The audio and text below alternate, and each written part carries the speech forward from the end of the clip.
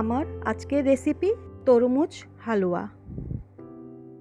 তরমুজ দিয়ে কিভাবে আমি আজকে হালুয়াটা তৈরি করছি সেটাই তোমাদেরকে দেখাবো। আশা করছি তোমাদের রেসিপিটি দেখে ভীষণ ভালো লাগবে। সুস্বাদু, টেস্টি, ভীষণ লোভনীয় একটা রেসিপি। তাই রেসিপিটা শুরু করার আগে তোমাদের সকলের কাছে অনুরোধ করব সম্পূর্ণ ভিডিওটি সাথে থেকে পাশে থেকে দেখার জন্য।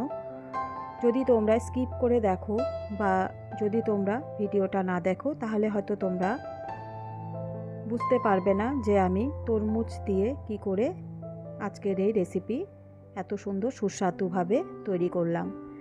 তো চলো এবার তৈরি করা যাক।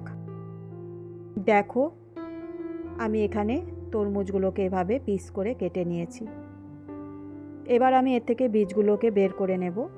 বের করে তারপর তরমুজগুলোকে জুস করে নেব। নমস্কার, আমি সুনন্দা। তোমরা এখন সবাই দেখছো সুনন্দা কুকিং অ্যান্ড ব্লগ। সবাইকে স্বাগত জানিয়ে শুরু করে দিই এবার রেসিপিটি তৈরি করা। পুরো রেসিপিটি পাশে থেকে সম্পূর্ণ দেখো, আশা করছি তোমাদের খুব ভালো লাগবে। তরমুজগুলোকে আমি জুসারে জুস করে নিয়ে এই দেখো এভাবে আমি জুসটাকে বের করে নিয়েছি। ওপরে ফেনাটা দেখতে পাচ্ছ, সেটা আমি যখন জুসটাকে রাখবো তখন আরেকবার ছেঁকে নেব। ছাঁকনি দিয়ে ছাঁকলে এই ফেনাগুলো সব বেরিয়ে যাবে। আর জুস করার পর দেখো এইভাবে জুস আর তরমুজের যে পাল্পটা থাকে সেই পাল্পটা আমি আলাদা করে নিয়েছি। তো এবার দেখো আমি কড়াই বসিয়ে দিয়েছি। কড়াইটা খুব ভালো করে গরম করে নিচ্ছি। গরম করে এখানটায় ব্যবহার করছি বাটার। বাটারের আমি আজকে কিউব ব্যবহার করছি তোমাদের বোঝানোর জন্য, বোঝার সুবিধার জন্য। 5 টাকা দামের কিউবগুলো ব্যবহার করছি। কটা কিউব আমি ব্যবহার করব সেটা যাতে তোমরা বুঝতে পারো, তাহলে কতটা পরিমাণ বাটার লাগবে একটা তরমুজের পাল্পে সেটা তোমরা অনায়াসে বুঝে নিতে পারবে। এখানে আমি প্রথমে 3খানা কিউব ব্যবহার করছি। বাটার আমার দেওয়া হয়ে গেছে। গ্যাসের ফ্লেমটা কিন্তু লো করে নিতে হবে। করে এভাবে নাড়তে থাকবো। কড়াইয়ের চতুর্দিকে দেখো ছড়িয়ে নিচ্ছি। বাটারটা গলে যাবে, গরম হয়ে যাবে আর ভীষণ সুন্দর একটা সেন্ট কিন্তু বেরোচ্ছে।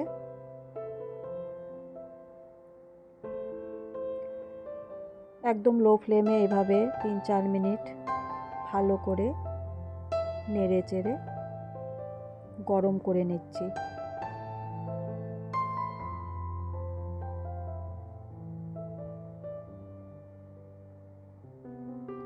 ভীষণ সুস্বাদু একটা রেসিপি। তোমরা কিন্তু অবশ্যই বাড়িতে ট্রাই করবে এটা দেখার পর। আশা করছি তোমাদের ভীষণ ভালো লাগবে।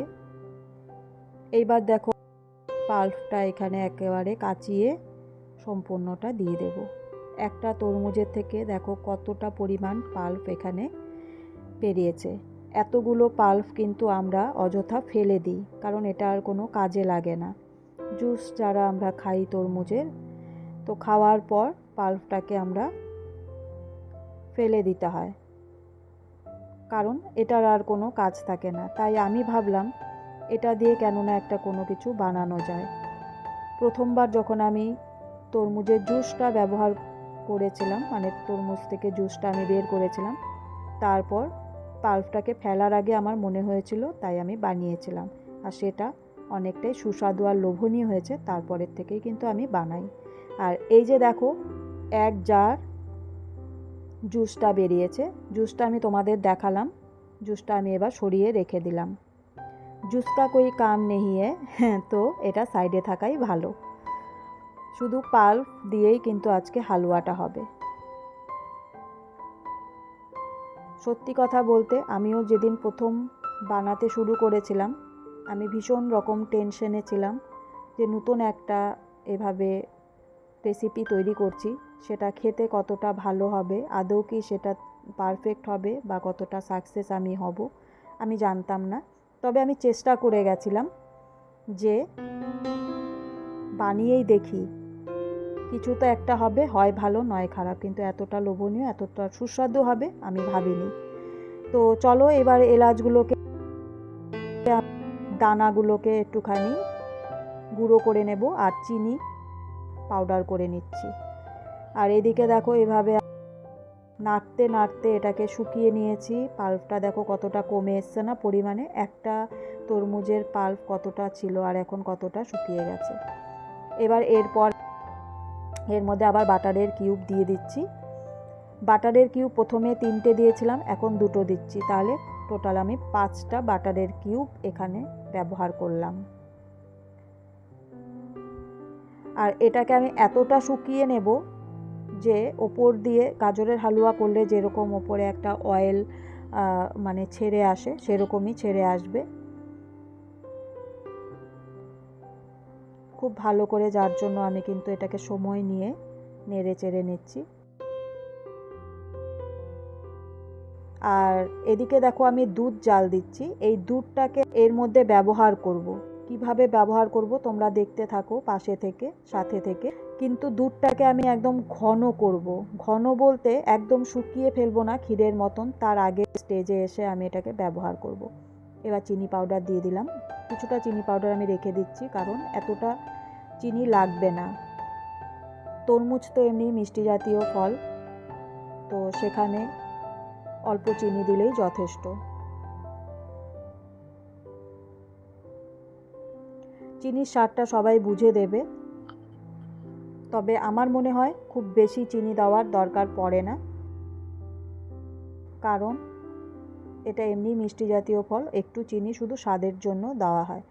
এবার গ্যাসটাকে অফ করে দিলাম। দুধটা অনেকক্ষণ জাল দেওয়ার পর একদম ঘন ঘন করে শুকোনোর আগে স্টেজে এসে আমি নামিয়ে এর মধ্যে অ্যাড করে দিলাম। দিয়ে এবার খুব ভালো করে চলো মিশিয়ে নিই। খুব ভালো করে মিশিয়ে নিয়ে একটু নেড়ে চেড়ে দিচ্ছি। দেখো দুধটা ঘন ছিল, তাই সঙ্গে সঙ্গেই কিন্তু টেনে যাচ্ছে। এবার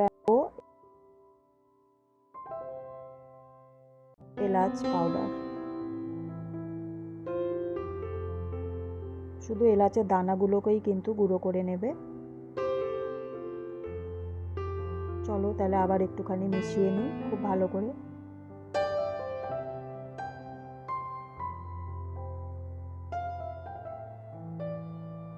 এইভাবে নেড়ে চেড়েই কিন্তু বাকিটা শুকিয়ে নেব।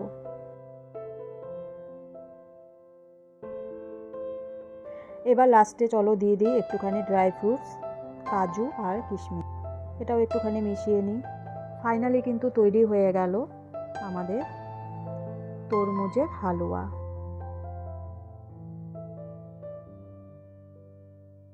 এভাবে মিশিয়ে নিচ্ছি। এইভাবে করছি কারণ হচ্ছে যেটুকুই শুকনো বাকি আছে এইভাবে নেড়ে চেড়ে নিলে কিন্তু জল বা দুধের যে অংশটুকু আছে সেটা টেনে যাবে, আর একদম শুকিয়ে খুব ভালো একটা হালুয়া তৈরি হবে। হয়ে যাওয়ার পর গ্যাসটা অফ করে দেব। তো ফাইনালি দেখো গ্যাস অফ করে দিলাম, তৈরি হয়ে গেল তরমুজের হালুয়া। গাজরের হালুয়া তো আমরা অনেক খাই, সবাই বানিয়ে খাই। তরমুজের হালুয়া একটা ইউনিক রেসিপি। দেখো কতটা লোভনীয় হয়েছে দেখতে, খেতে কিন্তু অসাধারণ সুস্বাদু হয়। তোমরা যতক্ষণ বাড়িতে না বানিয়ে ট্রাই করবে ততক্ষণ দেখে যতটা লোভনীয় লাগছে, না খেয়ে দেখলে কিন্তু এর স্বাদটা কিন্তু পাবে না। তাই ঝটপট কিন্তু এবার গাজরের হালুয়া নয়, এবার তরমুজের হালুয়া বানিয়ে ফেলো। আর বাড়িতে আগে কাউকেই বলবে না যে তুমি তরমুজের হালুয়া বানিয়েছো। খেয়ে তারা কিন্তু একদমই বুঝতে পারবে না যতক্ষণ না তুমি তাদের কাছে বলছো যে এটা তরমুজের হালুয়া। আর এখন দেখতে পাচ্ছ একটা তরমুজ দিয়ে এইটুকু হয়েছে, খাবার পর তখন মনে হবে সবাই এত পরিমাণে এটাকে ভালোবেসে খাবে যে আরেকটু হলে ভালোই হতো। আমিও কিন্তু প্রথমবার ভয়ে ভয়েই তৈরি করেছিলাম, আর এটা এতটাই লোভনীয় হয়েছিল, এতটাই সবাই পছন্দ করে যে এবার কিন্তু প্রত্যেক তরমুজের সিজনে আমাকে এটা বানাতেই হয়। তো এবার থেকে তরমুজের পাল্প আর কেউ ফেলে দিও না, জুসটা করে জুস খেয়ে নিও আর তরমুজের পাল্প দিয়ে হালুয়া বানিয়ে খেও। দেখে হয়তো বুঝতেই পারছো তোমরা কতটা লোভনীয় হয়েছে। দেখো আমি যতটা পারছি তোমাদেরকে ভালো করে দেখানোর চেষ্টা করছি।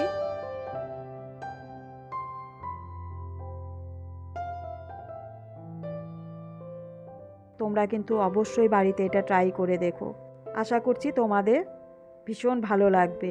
ভীষণই টেস্টি, ভীষণই সুস্বাদু, ভীষণই লোভনীয় একটা রেসিপি। যাকেই খাওয়াবে তুমি কিন্তু মন জয় করে নেবে। তো চলো, আজকের রেসিপি যদি তোমাদের দেখে ভালো লেগে থাকে, লাইক, কমেন্ট, শেয়ার আর সাবস্ক্রাইব করে পাশে থেকো। সবাই ভালো থেকো, সুস্থ থেকো, অবশ্যই সাবধানে থেকো। আবারও এরকম একটা ইউনিক, ঘরোয়া আর সুস্বাদু রেসিপি নিয়ে তোমাদের সাথে দেখা হবে নতুন আরও কোনো একটি ভিডিওর মাধ্যমে। এতক্ষণ পর্যন্ত আমার ভিডিওটি যারাই সম্পূর্ণভাবে সাথে থেকে পাশে থেকে দেখেছো, তাদের সকলকে জানাই অসংখ্য ধন্যবাদ, সাথে অনেক অনেক ভালোবাসা। আর তোমরা বাড়িতে কারা কারা এটা ট্রাই করেছো আর খেতে কেমন হয়েছে সেটা কিন্তু অবশ্যই আমাকে কমেন্টে জানাবে। আর তরমুজের সিজন থাকতে থাকতেই অবশ্যই তোমরা এর মধ্যে বানিয়ে নিও ঝটপট করে। দেখো সত্যি লোভনীয় হয় এটা খেতে, আর এতটা সুস্বাদু হয় তখন মনে হয় যে আরেকটু হলে মন্দ হতো না। আর বারবার কিন্তু বানাতেও ইচ্ছে করবে, বাড়ির লোকও কিন্তু বারবার করে এটাই খেতে চাইবে। শুধুমাত্র গাজরের হালুয়া আর সুজির হালুয়া বা অন্য কিছুর হালুয়া কেন, এবার থেকে তরমুজেরও হালুয়া আমরা বাড়িতেই তৈরি করে নিতে পারবো এইভাবে।